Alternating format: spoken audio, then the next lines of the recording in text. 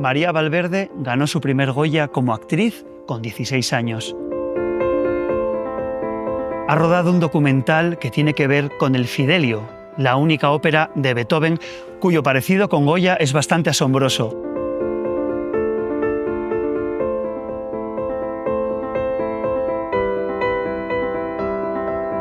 El canto de las manos es el debut como directora de documental de María Valverde y trata de 3 personas sordas que hacen un proceso de selección para formar parte del coro que va a funcionar con el Fidelio, dirigido por Gustavo Dudamel. Fidelio trata de los valores de la ilustración y además es un espacio donde generar lugares seguros, donde mejorar la vida de la gente, porque el arte mejora la vida de la gente. Dentro del Inédit sección Asturias, de la mano de Nordeste Plus, aquí en el Palacio de Residencias Artísticas de Contrueces, Gijón, con todos nosotros y nosotras, María Valverde. Estamos con María Valverde, que nos va a hablar de su debut como directora de un gran documental, El canto de las manos, dentro de la edición Inédit, la parte asturiana, también dentro de Nordeste Plus y en un lugar que tiene mucho que ver con lo que hacéis en la Fundación, que no deja de ser el Palacio de Residencias Artísticas, patrocinado por el Ayuntamiento, donde se juntan un montón de artistas y cada uno con una disciplina distinta, pues hacen cosas maravillosas, una de las grandes iniciativas. Bienvenida a Asturias, bienvenida además con un sol que te recibe para darte aún más luz y vamos a empezar.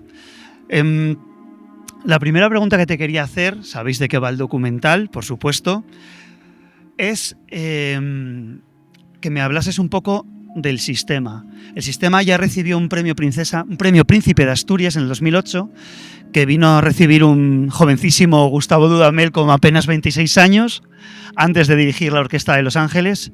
Qué jóvenes sois todos. Tú ganaste con 16 años un Goya, qué maravilla. ¿Qué he hecho con mi vida?, ¿no? Pienso a veces. Y me gustaría que nos contases en qué consiste ese sistema de orquestas nacionales, de orquestas, coros, y porque todos sabemos un poco de qué va, pero nadie sabe exactamente en qué consiste, del maestro Abreu, que ya tiene 50 años, y que es importante, y nos explicas un poco. Bueno, muchísimas gracias. Es un verdadero honor poder presentar el documental en esta edición de Inédit también y sobre todo lo que representa, ¿no?, el documental, porque al final es una carta de amor al maestro José Antonio Abreu, el fundador del Sistema de Orquestas y Coros Juveniles de Venezuela, el cual es un programa que creó en 1975, donde lo que quería el maestro y lo que un día soñó el maestro es que cualquier niño, niña, joven, adulto tuviera acceso a la música como un derecho fundamental. El acceso a la música, el acceso al arte, para poder hacer mejor ciudadanos en el mundo, ¿no? Y un poco el documental habla de ese acceso, ¿no?, y de cómo la música realmente transforma las vidas, no solamente de las personas que hacen música, sino de sus familias, de sus entornos. Y en este caso, el maestro José Antonio Abreu, que creó el sistema, como he dicho anteriormente, en 1975, que empezó con un grupo de 12 personas nada más, y ahora son más de 1 millón de niños que forman parte en Venezuela del sistema de orquestas, y donde a través de programas que han ido inspirándose en el sistema se ha ido creando alrededor del mundo, ¿no? En este caso, el maestro José Antonio Abreu en 1995 creó el coro de Manos Blancas, el cual quería que a través de la música también personas con diversas discapacidades tuvieran acceso al arte y a la música. Y esto es una celebración, el canto de las manos es una celebración al maestro José Antonio Abreu, al sistema, a Venezuela y a todas las personas con cualquier tipo de discapacidad que tiene derecho a tener acceso al arte. Y es verdad, en el documental se ve, es muy bonito porque es el proceso de selección de José, Gabriel y Jennifer, que van a acceder a ese coro de chicos y chicas sordos. ¿Cómo hicisteis esa selección o cómo fue el proceso de seleccionar a una persona para entrar en un coro, pero que no canta, sino que se expresa con las manos? ¿En qué os fijabais más para dar lugar a que entrasen en ese famosísimo coro? Porque me parece una cosa bastante increíble. Bueno, el coro lleva desde 1995 y muchos de ellos llevan desde el inicio del coro de Manos Blancas. Para empezar, el coro de Manos Blancas son dos secciones. Está el coro lírico y el coro en lengua de señas venezolana. Ambos coros se unen entre sí y cada uno canta a su manera. Unos a través de la voz y otros a través de la lengua de señas venezolana. En este caso, el coro como tal ya existía. Todos los participantes del coro de la sección de lengua de señas viajaron a Los Ángeles para formar parte de la ópera que Gustavo Dudamel estaba creando junto a la Filarmónica de Los Ángeles y la compañía de teatro de personas sordas Deaf West Theatre. Y ellos formaban el coro, eran el pueblo de la ópera Fidelio. ¿Qué pasa? Que Gustavo tuvo un sueño y Gustavo quiso llevar a cabo esa misma ópera en Venezuela, en su país, en su ciudad. Y realmente el viaje comienza cuando Gustavo sueña con que estos chicos dejen de ser esa voz colectiva para ser personas individuales de los cuales podamos intentar entender, ¿no?, ese proceso de ser un colectivo para poder tener la responsabilidad individual de interpretar a un personaje, como en este caso pues Jennifer, José y Gabriel llevan a cabo a lo largo del viaje del documental.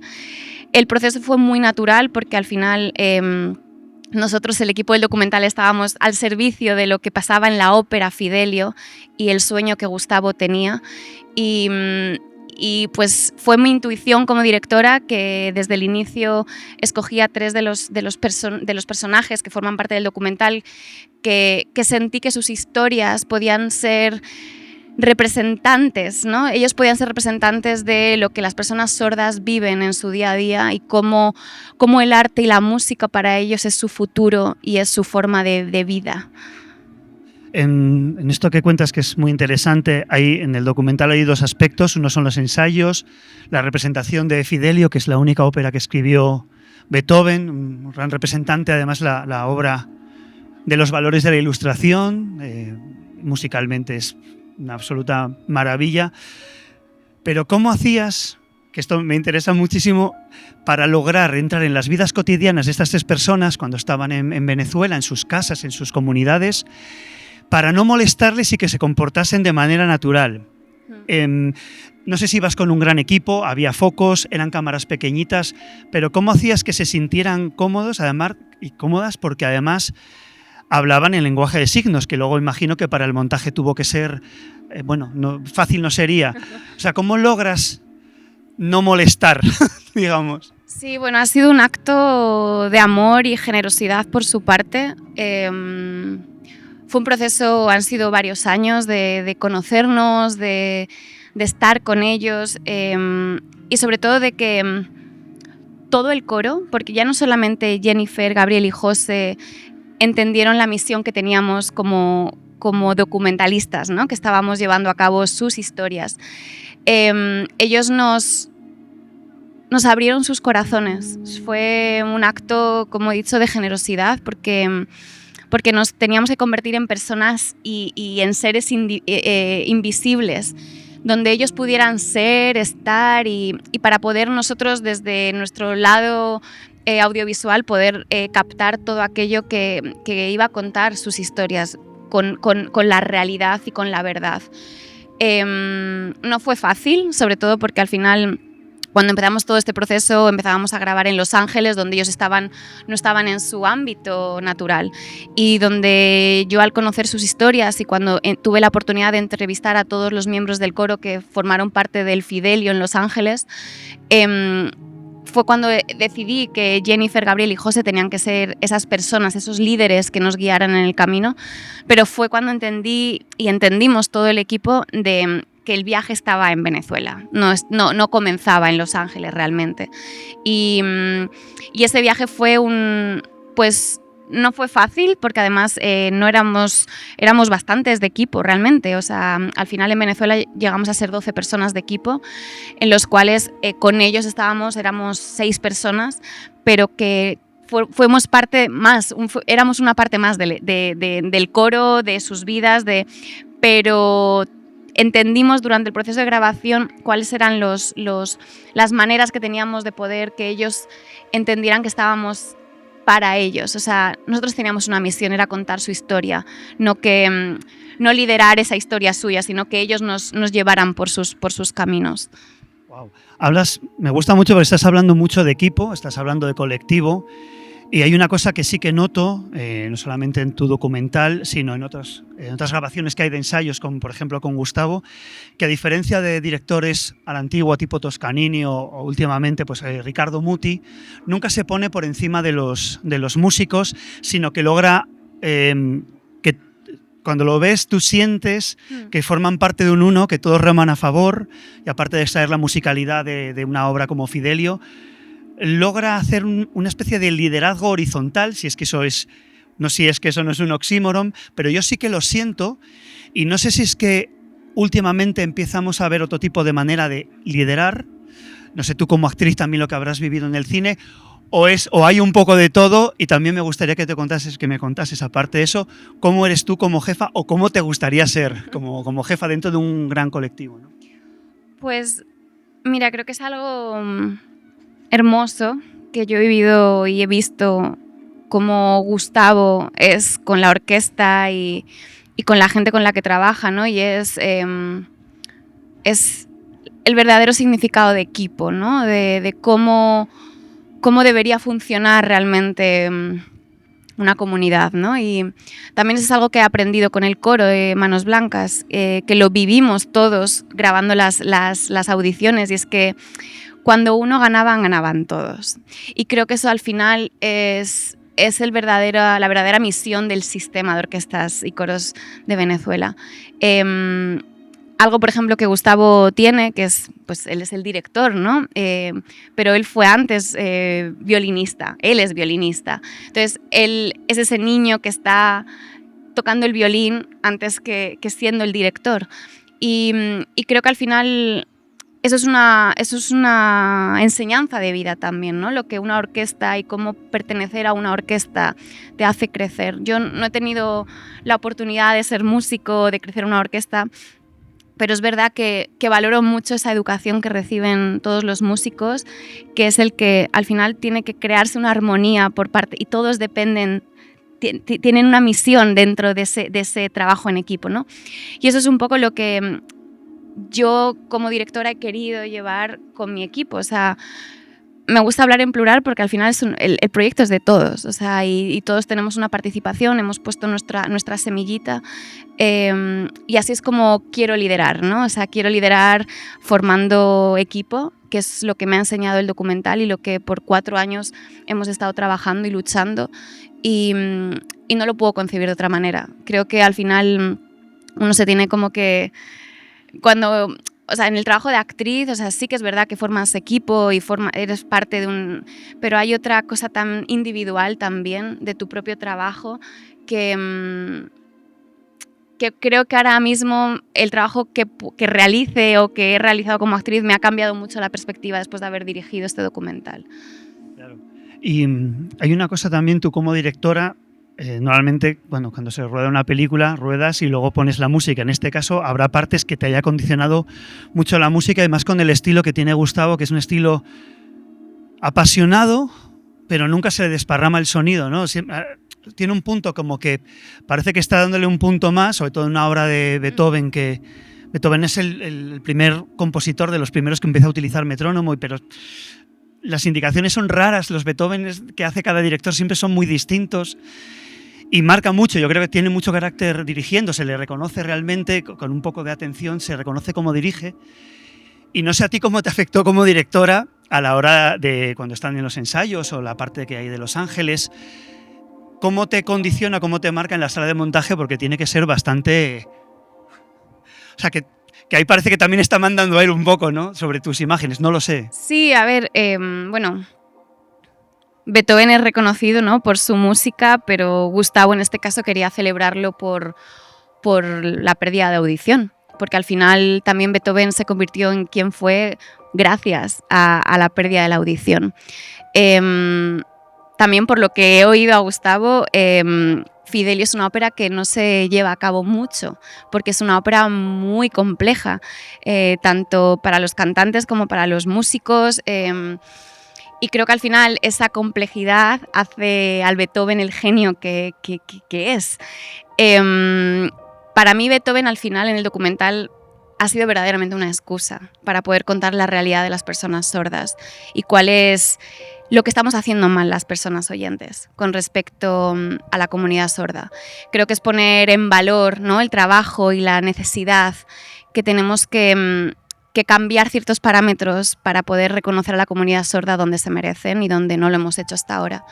Y al final, pues la música, pues Fidelio es el hilo, ¿no?, conductor, pero por eso yo he integrado música dentro del documental, que necesitaba crear esos ambientes y esas atmósferas que, gracias a un compositor maravilloso venezolano, Nascuy Linares, que nos ha ayudado en todo este proceso, pues hemos creado también esa atmósfera, ¿no?, más allá de Fidelio, de Beethoven, de los espacios no sonoros. Era importante buscar ese equilibrio, ¿no?, entre el silencio, sobre todo también las burbujas que creamos para poder entender las realidades de las personas sordas y el mismo Fidelio, entender esa necesidad de Beethoven y ese genio que fue gracias a su sordera. Es cierto, además es muy, supongo que lo habrás pensado, muy paradójico que ganases un Goya y terminases dirigiendo una película sobre Beethoven, o en parte, bueno, sobre la sordera de Beethoven, y que los dos realmente físicamente se parecen bastantes. Y los dos tenían en común que eran sordos. Es decir, parece que estabas un poco predestinada a Mira, no lo había pensado, pero sí. A este viaje, ¿no? Esta es una pregunta que te quiero hacer, que no quiero que suene capciosa ni malvada. Te lo pregunto desde un punto de vista totalmente personal, que es la única manera que tengo como de hacértelo. Yo tengo mi hijo pequeño, tiene un trastorno espectro autista, y siempre que veo películas sobre autismo o sobre gente con diferencias, ¿no?, siempre la solución final de la película es autista, pero qué gran pianista es, o es ingeniero. Y mis propios amigos muchas veces me dicen, bueno, tienes esto en casa, pero seguro que va a ser siendo muy listo, ¿no? Y es como de, ¿y qué pasa si no lo es? ¿Qué pasa si no es un gran pianista? ¿Qué pasa si no todos tenemos un gran talento, ¿no?, si no simplemente somos normales? Y no sé si habréis pensado en el documental cómo incluir, era muy bonito lo que decías antes, de que cuando pasaba uno pasaban todos, y a eso me refería, de cómo podemos también desde el arte incluir a los que tampoco lo hacen, ¿sabes? No sé, no te estoy haciendo una pregunta exactamente, sino de qué lado caen los que no han pasado el proceso de selección, los que no son talentosos, los que no brillan, no sé.